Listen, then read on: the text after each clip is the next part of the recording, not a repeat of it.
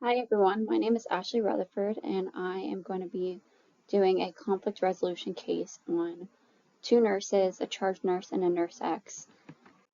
So this is a little summary of a case presentation that was given. Charge nurse and nurse X have had tension over the past 6 months. Team communication and patient care have been impacted, and conflict is associated with differences in personality, power imbalance, and work style. Charge nurse reported that nurse X is dominant and has like a very strong personality. So a little analysis and key issues of what's going on. There's a bit of communication issues. Both nurse X and charge nurse have decided to limit communication, which impedes collaboration. There's also been performance concerns.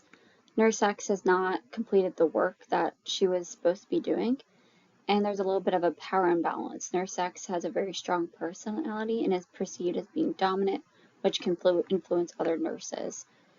And also, charge nurse is new to the unit. So I really like this photo with how these two guys basically are having a conflict and they're arguing over it instead of resolving the conflict.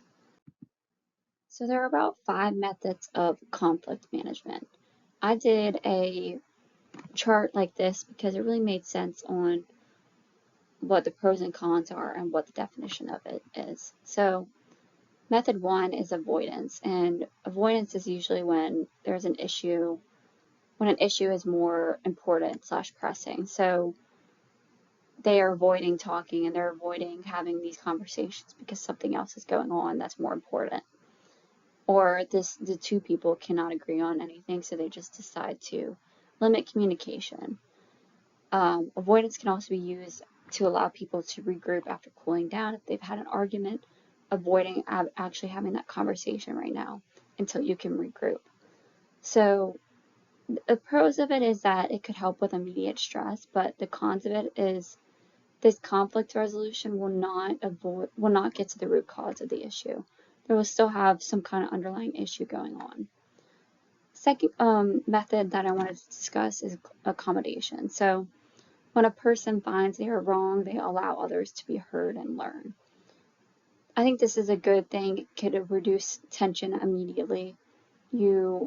This person realizes that they're in the wrong, they can allow others to be heard and learn. Another thing about accommodation is it avoids conflict and allows others to learn from mistakes. So you're setting aside your beliefs because you think that because they're wrong in that moment, and you're allowing others to be heard and learn. The pros of it is that it could reduce stress and tension right now, but it does not fix the power imbalance. It does not fix the underlying issue. We really need to sit down and talk about it. The next method is collaboration.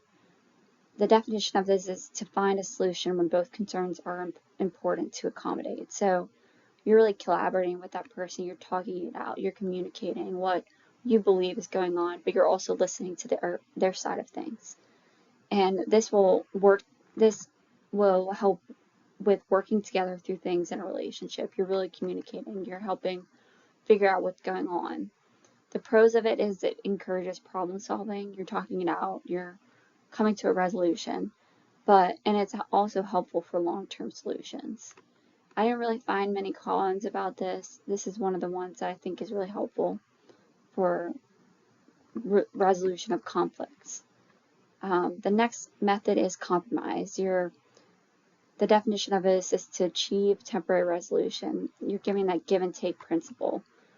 You're really setting aside what you believe is going on, and you're allowing that other person to go through the conflict and have a resolution.